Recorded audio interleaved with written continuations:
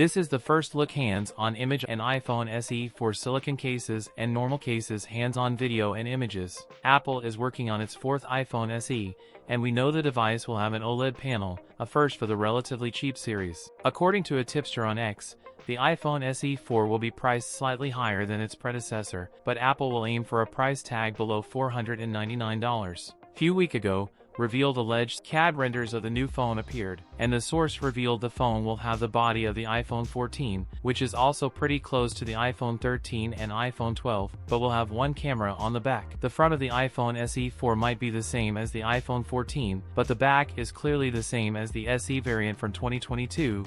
The big unknown is whether Apple will keep the dated 12MP sensor or will introduce a more powerful camera capable of night mode, which was missing last time. These CAD renders do not have an action button or mute switch next to the volume keys. Upcoming iPhone SE 4 come with 6.1-inch OLED panels. Now we hear the iPhone SE 4 will also use the iPhone 14's battery. This information comes from MacRumors.